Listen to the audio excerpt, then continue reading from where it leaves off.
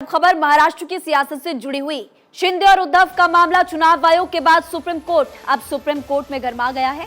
इसी मामले के कुछ दूसरे पहलुओं को लेकर सुप्रीम कोर्ट में बहस चल रही है। कोर्ट में क्या क्या हुआ है, इस रिपोर्ट के जरिए आप देखिए।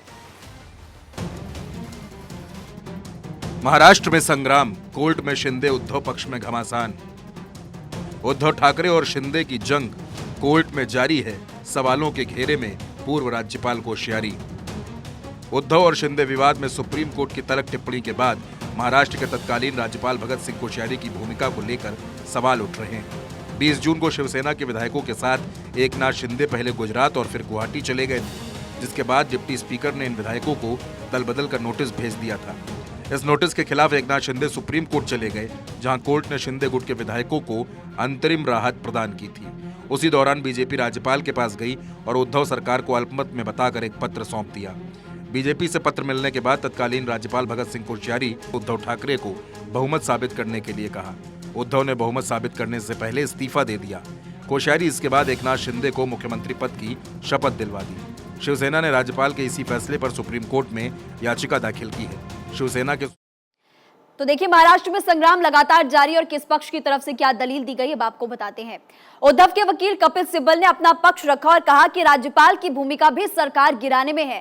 राज्यपाल जानते थे कि एकनाथ शिंदे पर दल बदल का मामला लंबित है और इसके बावजूद उन्हें सरकार बनाने का आमंत्रण दे दिया और मुख्यमंत्री पद की शपथ दिलवा दी।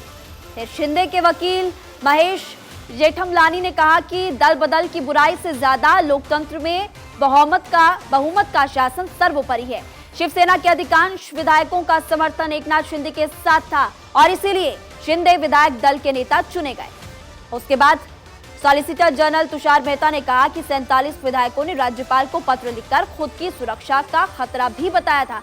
34 विधायकों ने एकनाथ शिंदे का समर्थन कर दिया। विपक्ष ने पत्र लिखकर बहुमत साबित करने की मांग भी की। अब ऐसे में राज्यपाल के पास कोई ऑप्शन नहीं था। प्रधान न्यायाधीश डीवाई चंद्रचूड़ ने टिप्पणी की, राज्यपाल केवल एक पार्टी में आंतरिक विद्रोह के आधार पर विश्वास मत के लिए बुला सकते हैं, ये उन्होंने पूछा।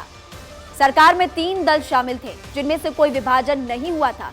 फिर शिवसेना के आंतरिक बगावत से राज्यपाल को कैसे लगा कि सरकार खतरे में है। फिर कपिल सिब्बल ने कहा कि सुप्रीम कोर्ट इस मामले में दखल दे, वरना हमारा लोकतंत्र खतरे में पड़ जाएगा, क्योंकि कोई भी सरकार जीवित नहीं रह पाएगी। राज्यपाल अब पार्टी के अंदर के विवाद को देख रहे हैं, जबकि उन्हें ऐसा नहीं करना चाहिए। राज्यपाल केवल विधायक दल से ही निपट सकते हैं। राज्यपाल एकनाथ शिंदे को उठाकर ये नहीं कह सकते कि अब आप मुख्यमंत्री बन जाइए। सीजेआई डीवाई चंद्रचूड़ ने तल्ख अंदाज में कहा कि वो उद्धव ठाकरे की सरकार को फिर कैसे बहाल कर सकते हैं। सीजेआई ने कहा कि यह कहना आसान है, लेकिन क्या होता अगर उद्धव ठाकरे सीएम बन जाते। लेकिन देखिए, उस समय उन्होंने इस्तीफा नहीं दिया। ये ऐसा ही है और जैसा अदालत से कहा जा रहा है कि वो सरकार इस्तीफा दे चुकी है, उसे बहाल करें। मुख्यमंत्री ने विश्वास मत का सामना किए बगैर इस्तीफा दे दिया। हम उन्हें उस पद पर दोबारा कैसे बहाल कर सकते, ये सवाल उन्होंने दूसरे पक्ष से पूछा। जस्टिस एमआर शाह ने कहा कि अदालत उस सरकार को कैसे बहाल कर सकती है जिसने विश्वास मत का सामना किया ही नहीं। आप विश्वास मत खो चुके हैं तो ये एक तार्किक बात होती। ऐसा नहीं है कि आपको सरकार ने बेदखल कर दिया है, आपने विश्वास मत का सामना ही नहीं किया। अभिषेक मनु सिंघवी राज्यपाल द्वारा गैर कानूनी तरीके से फ्लोर टेस्ट बुलाया गया था। आज भी गैर कानूनी सरकार चल रही है।